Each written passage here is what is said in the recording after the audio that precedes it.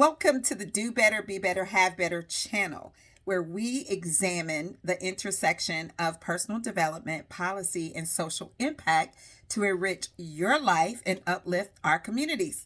I'm Dr. Angela Jean-Louis, a social justice educator and CEO of Leadership Concepts Institute. And today we are going to dive into a topic that has garnered a lot of attention lately, Project 2025. This episode is the first of a 5-part series where we will unpack this complex document so that you will gain a deep understanding of the controversial document's origins and ideologies, analyze its contents, and discuss its broader implications. So, if you're passionate about understanding the forces shaping our political landscape, you'll want to stick around and possibly share your thoughts in the comments below. Don't forget to hit the like button, share, and please subscribe. So let's get started. Project 2025 is a 922-page blueprint for restructuring government actions and policies, but through a conservative lens. It was written by a conservative organization called the Heritage Foundation, with the input of over 400 top well-connected conservative minds and 50 well-connected conservative organizations. Its creators ambitiously outlined a plan for what they foresee as the necessary steps to influence not only the 2025 presidential transition, but also our daily lives and social norms. Even though it has been discussed a lot in 2024, Project 2025 was actually written in 2023. So this was not a project that just popped up out of nowhere. It's been sitting there the whole time. The Washington Post sounded the alarm and reported on it in 2023. Even Taraji B. Henson mentioned it at the BET Awards and told people, look it up. Look up that Project 2025. You know how Taraji does. They are attacking our most vulnerable citizens. The Project 2025 plan is not a game. Look it up. But there have been others. The first mandate for leadership by the Heritage Foundation was actually written in 1979 and given to President Ronald Reagan in 1981, the year he took office. The partnership began when the Heritage Foundation provided the president-elect's transition team with detailed policy prescriptions on everything from taxes and regulation to trade and national defense. The 1980 mandate began with descriptions of the various cabinet departments and provided detailed agendas for each. It was massive, 20 volumes, 3,000 pages, and it had 2,000 conservative policies to reform the government. But despite its size, by the end of Ronald Reagan's first year, more than 60% of its recommendations had become policy. So for those of you who do not think that this can be done in 1 year, is sadly mistaken. The net effect was a blueprint on how to show conservatives how to govern based on 2 foundational ideas. 1, American government could work if many of the executive agencies created during the New Deal and the Great Society were cut back or eliminated. So let me give you guys a list of organizations and programs that were developed during Franklin D. Roosevelt, a Democrat, called FDR tenure, and that's called the New Deal organizations from 1938 to 1933 to 1938. Here's some of the programs. And these programs were put together to combat the depression that was going on during the time. So you had the Securities and Exchange Commission, which is the SEC, which regulates the stock market. You have the Federal Deposit Insurance Corporation, which is the FDIC that we see in our bank, that little that little sticker that we see, but it secures our money in the bank up to $250,000 per person. Federal Housing Administration, FHA, the United States Housing Authority, and the Golden Grail during that time, Social Security. And then let's look at the Great Society programs by Lyndon B. Johnson in the 60s. You have Medicare, you have Medicaid, you have Head Start, guaranteed funding for low-income schools, Peace Corps, National Endowment for the Arts, programs that raise the minimum wage and broaden its benefits, Office of Economic Opportunity, college work-study programs, and let's not forget the Golden Grail during that time, the Civil and Voting Rights Acts. So these programs are the fabric of our society. Can you imagine getting rid of any of them? But that's one of the ideas that is the basis of the mandates by the Heritage Foundation. The second idea is that because economic regulation threatens to destroy the private competitive free market economy it was originally designed to protect, it should be overhauled. So, influenced by this supply side economics, there was a foreshadowing of Reagan's retaliation against the air traffic controller strike of 1981.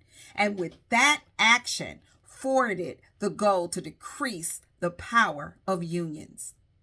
Reagan again turned to the heritage for ideas in his second term and adopted many of them. Reagan recited 22 specific proposals from Mandate for Leadership 2 in his second inaugural address in 1985. However, even though he did that, the Heritage Foundation felt that the people who oversaw implementing the policies during Reagan's second term thwarted some of them, despite many of them contributing to the recommendations. While the current mandate of Project 2025 states that tax policy must be revised to improve incentives to work, save, and invest, are almost an exact quote from the 1980 mandate, that is the only part where similarities exist. Let's take a look. For instance, the 1980 book itself became a popular bestseller. This one, not so much. And instead, it is looked at scornfully. So much so that the book that went along with Project 2025 was scheduled to be published in September, has been moved back to after the election because it's so controversial. But the 1981 mandate was so popular that Reagan even passed out copies of it in his first cabinet meeting. Yes, he was out in the open with it. And the Heritage Foundation awarded the former president the Clare Booth Lucy Award, its highest honor for his achievements in advancing conservatism. Reagan was applauded for his embrace of the mandate. Anyone associated with the current mandate is condemned, and for good reason. This current mandate is far, far more ambitious and dangerous than any of the earlier versions. To be fair, this current mandate, as in 1980, still advocates that the modern conservative president must limit, control, and direct the executive branch. But here's the kicker. The actual recommendations in the document are light on limiting and controlling the executive branch. Instead, it puts emphasis on directing more power going to the executive branch. Whereas writers of the 1980s mandate believed that political imagination and conservative philosophy are not strange bedfellows, as some commentators claim, but rather necessary and equal partners in the business of government. These authors in Project 2025, they're not having that. They want to burn her down. Unlike the 1980 recommendation, Project 2025 doesn't want to reconstruct the Department of Ed. Instead, it calls for the elimination of the Department of Education, as well as proposing to abolish Head Start, alleging that the program is fraught with scandal and abuse. The document boldly begins by predicting its impact on the upcoming presidency, suggesting a direct line to the 47th president of the United States. And it's not unheard of because the Heritage Foundation has had access to every senior level official since their first leadership mandate back in 1981. So basically, what this means, going back to the fact that they are boldly stating that they will have a direct line to the president of the United States in the Trump administration. What this means is that there will be elimination of any diverse ideas or middlemen or women. It stresses the need for a well-conceived, coordinated, unified plan and a trained and committed cadre of personnel to take on what it calls the administrative state. They posit that personnel is policy. It feels very similar to the feminist rallying cry of politics is personal. And it seems like it is, because this time they learned their lesson from the Reagan experiment.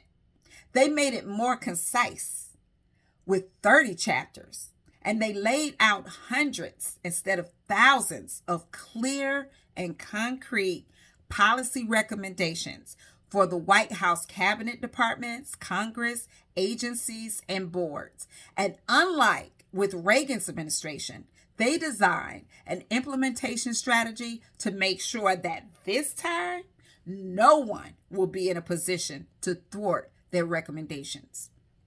So what is the implementation strategy?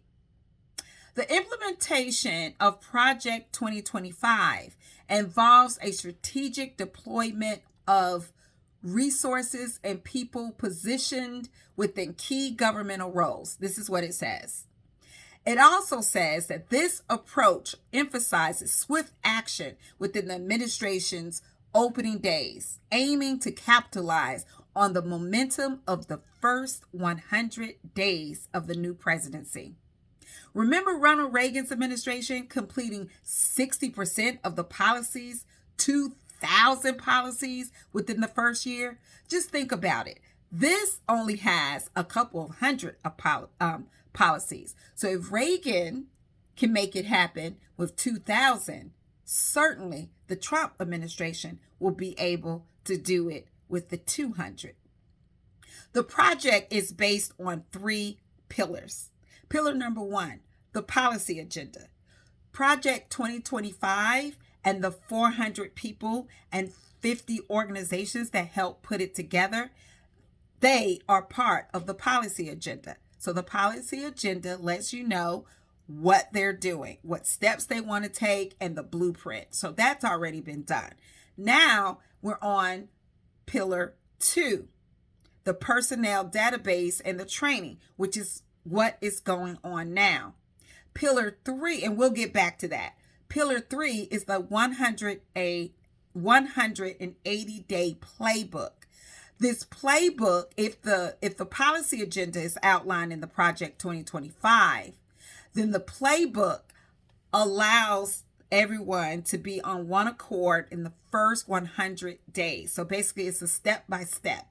And the success is changing how the government works within the first 180 days. So they go beyond the 100 days. So let's go back to the personnel database training, because that is the stickiest part and the part that people have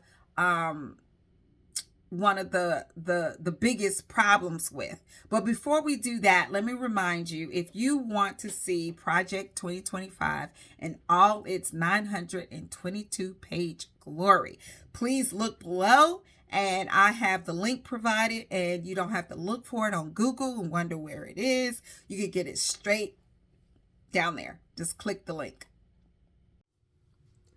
In today's episode, we've just begun to scratch the surface of Project 2025. As a matter of fact, there was so much information in my research for episode 1, I decided to put it in 3 parts. So to make sure you continue this journey of finding out exactly what Project 2025 is and what it entails and its broader implications in your life, click on part 2 of this episode. Thank you for joining me today. Don't forget to hit the like button, comment, share, and subscribe. And remember, it's up to us to do better, be better, and have better. See you next time.